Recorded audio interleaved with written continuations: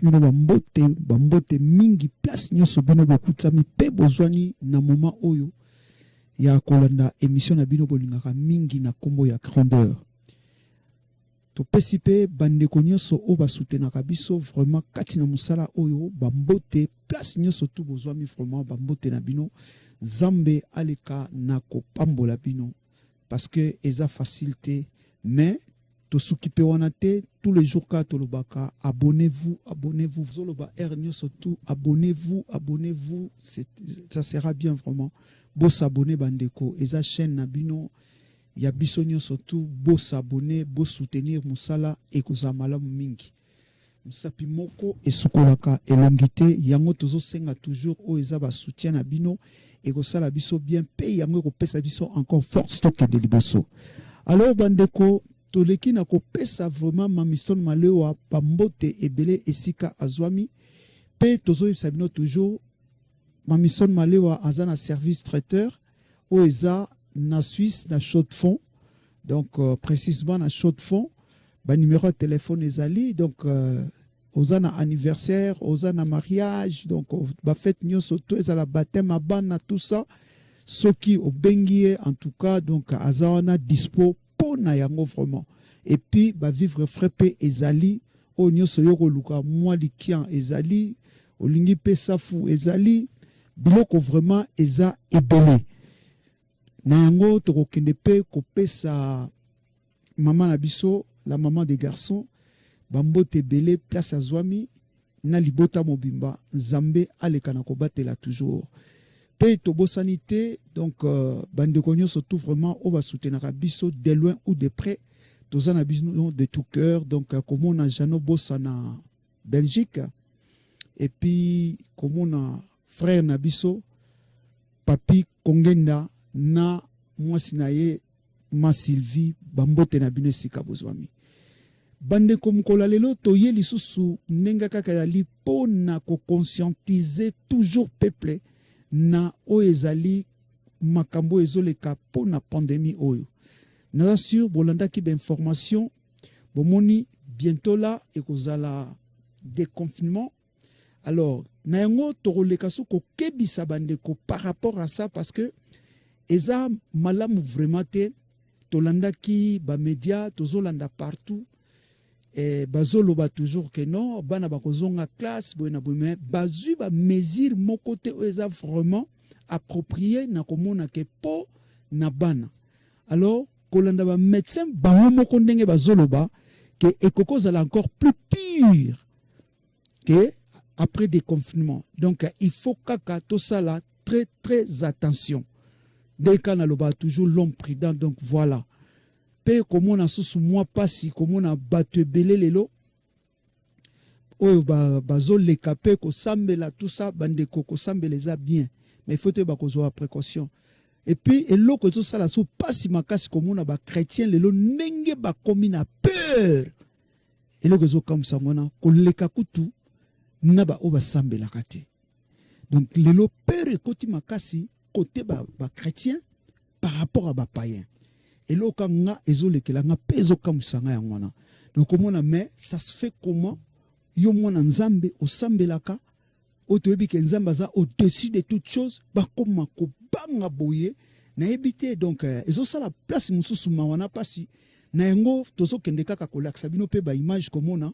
tomona ki pasteur Walesa azotambola azosala soki ndenge nini wana na ebité soki ezali na ebité na benga ngonini na nenga mabete mais comment les a passé Nzamba silence Nzamba salaka na silence oyo obando salela ye ba biloko soki ndenge nini wana komi lokwa ba film moko boye donc na ebité soki yo moko lingo bimano soki ndenge nini ça fait trop mal Nzamba za muta osale publicité te asaka makamne lo lenge ya lingi. Par contre, eza malamu bona ndana ni image ngobotala ndena zoba bozo mona pe image ndenge zoleka bino moko bozo mona image Walesa donc ça fait mal comment on a ba image boy comment on a boy na yebité poto lakisa batu nini tout transmettre batu peur ou plutôt tali ça va pena Nzambe oya solo parce que Dieu il est au-dessus de toute chose de tout koko kendaka te mi sopeli mai olali na mai Nzambe sala boy Dieu il est le maître des temps. Donc quand Dieu il permet quelque chose, par contre lui-même il sait comment l'arrêter. Donc bisoté tokoki koya na ba forme oyo komi lokola donc ndeka to no muna ka bedingo ava bunda makabando sala ka yango. Donc tout mona kaka ke tant batu balobaka to mona ke na monde ya kosambela beskro ba koti belé. Bandeko scroquerie koti trop. Makam o Jean Paul de ayaka na ngokala aloba ke bokende botali sabango kutu nzambe nini te po abayebi basambela ka déjà bien bazanga banzambe na bango bayaki pona kokosa biso pona koyiba.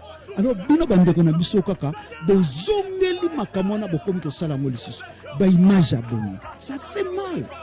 Tala bandeko peto kesu na image musubo mona tala bandeko Congo Brazzaville tala makambo azoloba bolanda ngo na boyoka. Ah, la master, nana kanda moko boye, nazo comprendre. Comprendre? Ça dit mo kilango iko minga na ngwa musique. To comprendre na biso kala ke kopa ngweza ka kopa ba pasta.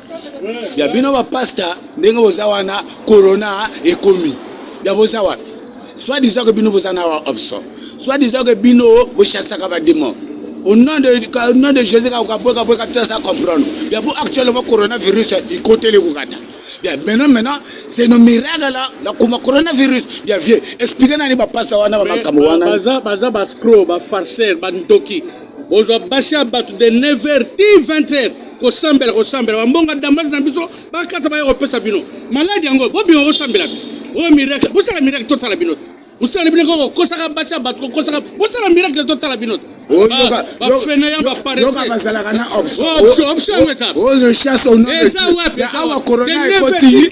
Bazo chasser te. Bansi bango. Corona ngo bo bensango. Bazo benga na mote. Ba koka ba. Ya awa meno corona ngula makala akoti. Ya bino na ba pastor. Bino ba homme de Dieu. Bino bo sa wapi. Parce que vrai adversaire. Na vie makambo yeye était ya mutu nyonso tu. Était ya vraiment biso à 100%. Soki oyebi bengama na yote.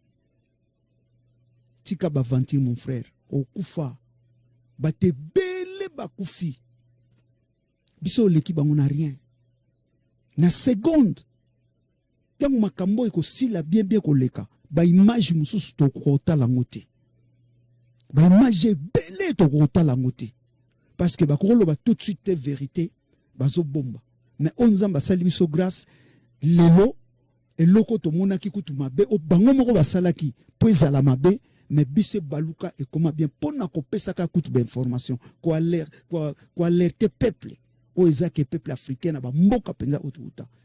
Donc et sali biso pe bien parce que EDP na nzela ya media na nzela ko pesa basango comme il faut komona ke eloko ko sala attention eloko likambu boke bana yango to yeka kasuko conscientiser vraiment komona ke ndenge balobaki pona bekol ezonga en tout cas bande ko sala très attention na siso bolanda ke information 2-3 jours passés ba médecin wana alobaki bien ekozala pire encore par rapport ya sikoyo parce que pandémie ezo tambola na nezanan. Alors, il fallait ça. La vérité, s'attendre. Non, on ne sait pas. Ce qu'il fallait, ça alors que et salamine de monate. Donc, risque nango et cause à la paix après. Aux hommes, que si qu'on coûte et cause à la moins bien après cause à sous très dangereux. Yango tozoya kaka ko conseiller, ko tali saba maman que non to kota na loyenge moko to mona que ah c'est bon boy na boy. Il faut ça la très attention. Nzambe ba mekakaiti. Nzambe ba mekakaiti. Ozomona donc voilà. Tant tozoya na tozolo ba parce que toyebi donc voilà. Omoni na ocha na la bino image au bon a vraiment médecin à lobby à PCP conseil que y a ba traitement au zali au bango baboya ki kopesa. Bango ba tika ki batunde ngona batu ba kufie belé pourtant oye passionné kangyo eza poison. Poison na izovanda na gorge. 2 à 3 jours tant ekite na ba et bébé si ba seli la nzoto. C'est fini. C'est fini ata bantubé yo tout c'est fini déjà. Donc ba o ba biki na moment oyo il faut ko kumisa nzambe. Yango tozozonga ka toujours bandeko botika okosa bato. Botika ko yiba bandeko na bino. Sandance nango yango. Lelo ba passer rebelle bazo banga liwa. tozomona bango eza ko sambele belé te pour la pandémie nzamba yebi pourquoi permettre makambo nzamba yebi nga yote automatique yote mabena yonde yango ezo okomi ko sambela belé et puis bandeko après confinement déconfinement au boromona bate belé bakokende na ba justice na ba couple na ba fa ebele bakokendaka na ba justice pa ba vérité belé nzamba permettre makambo pe ba vérité belé za na ba couple pastoral na ba couple ekobima sikoyo boromona vrai ba tintin o ka pa ba tintin Congo pe na boromona bango turo ba zebele ndeko nanga vie mwana mbala bundaka faut que se battre dans la vie. Bible c'est bon, mais se battre. Kendara musala, luka musala, tika strokerie. C'est pas bon. Et à ma bé, tabande ko belé bakufi. Oko bazaki juste. Basaka na bango bien bona boita ande bakufi. Ete ya yote vraiment. Ete ya biso, ete ya mutunyo sotu. Kotika mabe. Yoko lukosa l'église na kombo ya mutu. Mais c'est grave. Omi bomi yo moko. Parce que nzamba za juste. Parce que nzambe Bible lobia baloba mabe mais écoute makati na yote. Soki mabe wana kati no ezate ke mutu wana tous les jours azolela. Ndeko okozalaka jamais bien. De yeba ke omi bomi yo moko vina yo. Pena peut-être na oya bana na yo. Parce que nzamba za juste. Yango tozoyaka ko pesa conseil komona ke bosala très attention bozala folete ceux qui babi de confinement le yopo monika ka kesi nango nde bazoba toujours masque il faut zala donc tant ozo bima il faut zala vraiment prudent o ba place ko tchalo kolo place no kozala donc voilà surtout au bateau vraiment baza très vulnérable donc il faut faire très attention parce que vieza karamoko voilà mutunyo soto bota kabana na bana bakola babala yango esalaka vindenge mususu. Yango to pesaka conseil alors to tchela bino vidéo ya médecin bolanda. Pour pas traiter les malades, leur donner du Doliprane. En fait, on voyait nos patients arriver, se dégrader, aller en réanimation. C'était une catastrophe. Là, maintenant, c'est fini. Les médecins de ville, ils ont changé, ils ont repris leurs études. Nous traitons avec 1, 2 antibiotiques. Nous empêchons les gens de développer ces fameuses horribles bronchites qui les amèneront, qui amènent les gens en réanimation. On les voyait passifs, de passer de la toux avec un peu de fièvre, avec plus de toux, jusqu'à l'étouffement, jusqu'à l'hôpital, et puis la réanimation. Tout ça, c'est fini pour les otorhinos, pour les médecins généralistes. Tout le monde s'est mis à traiter tout le monde. C'est-à-dire que maintenant, on n'attend plus le gouvernement. La chloroquine, ça a été un feu de paille. On s'en fout de la chloroquine. C'est pas ça qui est important. On a un arsenal d'antibiotiques. On donne 1, 2 antibiotiques. On essaye d'éviter que les gens s'aggravent. Et il y a des résultats. On le voit aujourd'hui. Les patients qui ont pris des antibiotiques ne terminent beaucoup moins en réanimation. Surtout vous qui êtes à l'étranger, en Tunisie, où la pathologie commence.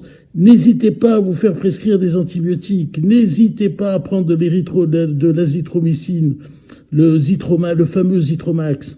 N'hésitez pas. Maintenant, on connaît la pathologie. Les Chinois nous ont menti de A à Z. Ce sont des menteurs. Ils nous ont rien dit de la pathologie. Maintenant, on la connaît. On sait qu'il y a des problèmes de thromboemboliques, que les gens font des thromboses dans les vaisseaux. On sait qu'il faut les mettre sous anticoagulants. On sait qu'il faut les mettre que la ventilation en réanimation intensive. Ce n'est pas très utile. Au contraire, ça peut être délétère. On sait plein de choses maintenant sur la maladie. Ce n'est plus la même chose. On n'est plus avec les mêmes armes qu'il y a un mois. Il y a un mois, on était main nue. Aujourd'hui, pas du tout. Aujourd'hui, les patients sont traités, leurs chances sont sauves. Que le traitement de Raoult marche ou qu'il ne marche pas, peu importe, vous serez quand même traité par des antibiotiques et ces antibiotiques vous guériront. Oui, messieurs, vous guériront. Ils nous ont fait perdre nos habitudes. On a oublié qu'on pouvait donner des antibiotiques. On nous a sidérés. Ils ont sidéré tous les médecins. Ne donnez plus rien, ne donnez que du Doliprane. Mon œil, surtout pas. Prenez des antibiotiques. Prenez de l'azithromycine avec une céphalosporine de 3e génération. Mais plein de médecins, surtout dans l'Est, l'ont tenté et ont réussi. Vous avez des témoignages partout, des vidéos circulent. C'est la vérité ce que je vous dis. Prenez des antibiotiques dès que vous commencez à avoir un peu de fièvre, un peu de tout. Prenez l'azithromycine avec un deuxième antibiotique. Si vous ne pouvez pas avoir le traitement du docteur Raoult parce qu'il a été confisqué par le gouvernement, ce n'est pas grave. Vous prendrez 1 ou 2 antibiotiques. Prenez du zinc avec. Le zinc, c'est un anti-infectieux. Ça potentialise l'effet des antibiotiques.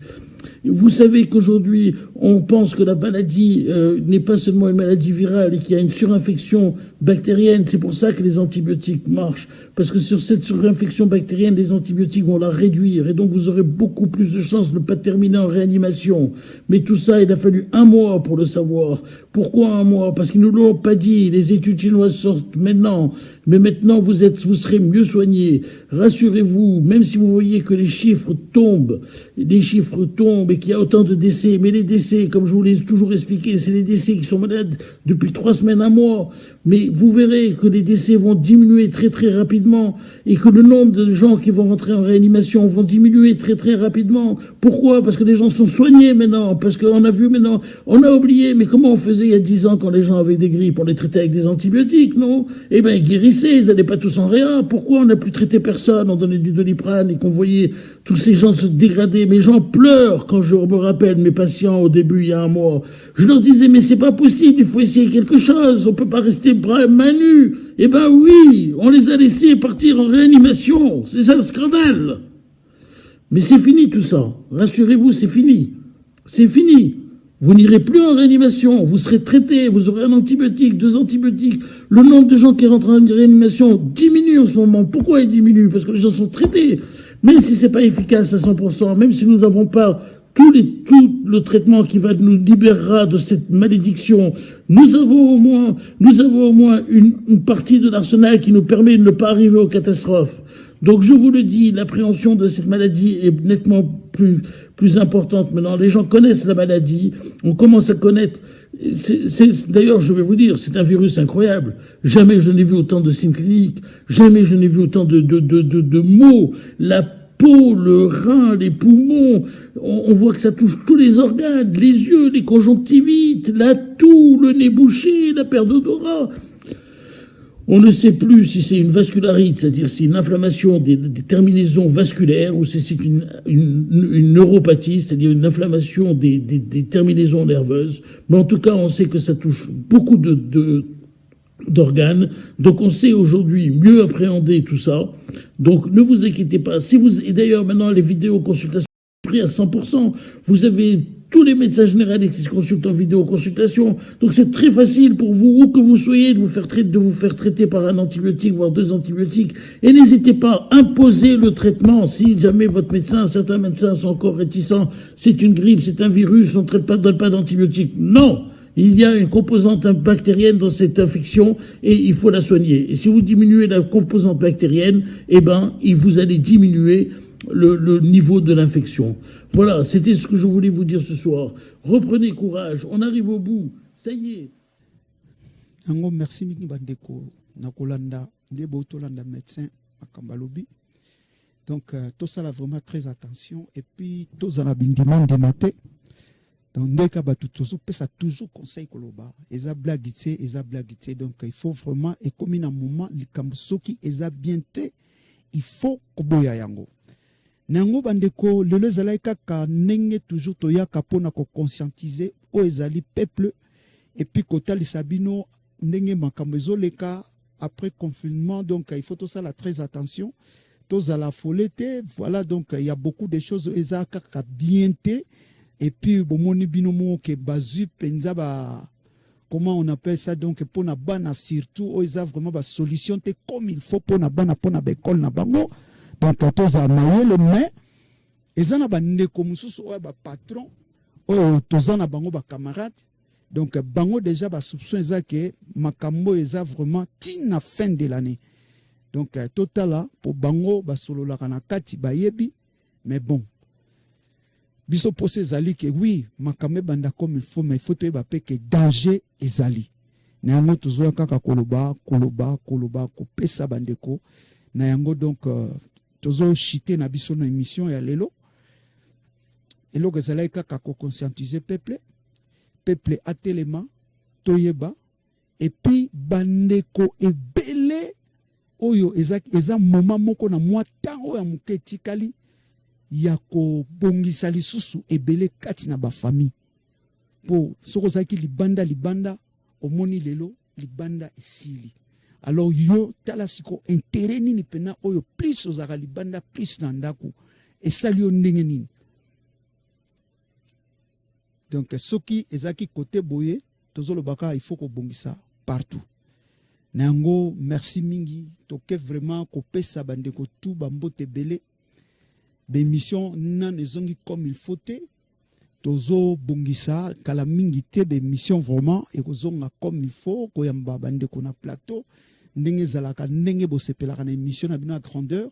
Donc tozo bongisa vraiment kala mingi te bozala très content bomona bandeko na bino kati na plateau ndenge singeli na yango tokokende vraiment kopesa pe bandeko nyonso na Congo bambote ebele pe ba courage ebele ka na misala ndenge bazosala kati na Gemidor TV ainsi que bandeko o baza na Angola na misala ka bazosala kati na Gemidor TV. To voilà yango kaka to pesa bango ba courage ebele Nzambe aleka toujours na kosunga bango afin que misala na bango pe ekende liboso.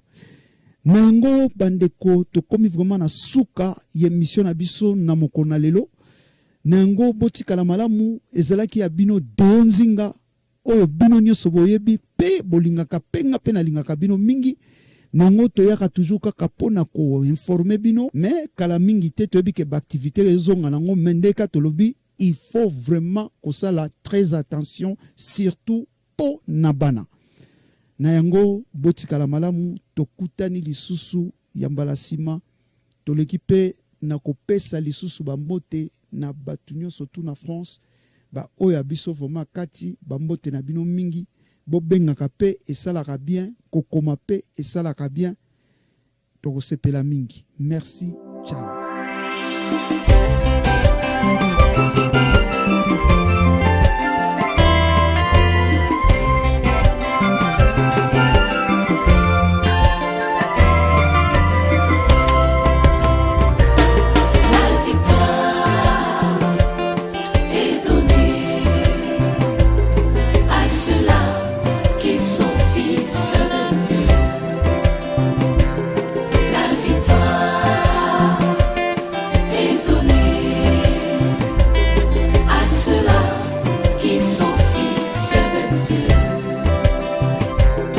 Dans notre vie, nous avons parfois des choses qui nous sont données par la grâce des dieux et non par nos mérites. Car nous sommes comme un arbre planté plein d'un courant d'eau qui donne son fruit en sa saison et son feuillage ne se flétrit point.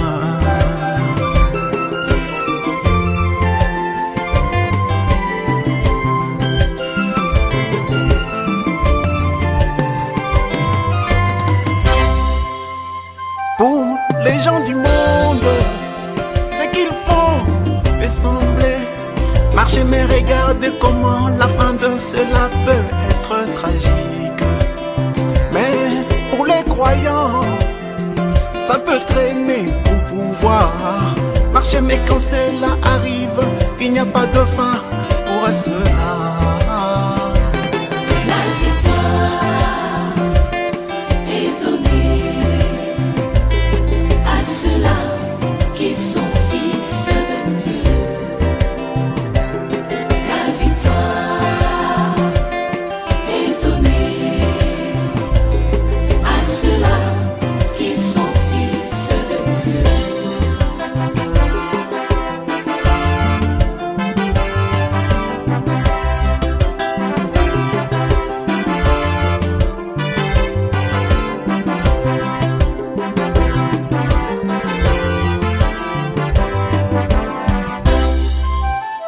Prenons un hypocrite, son souhait n'est pas de vivre mal.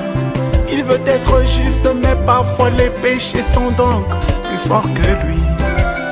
Alors qu'un vrai chrétien, ce n'est pas son effort. Il y a une espèce d'automatisme qui les fait vivre ainsi. La victoire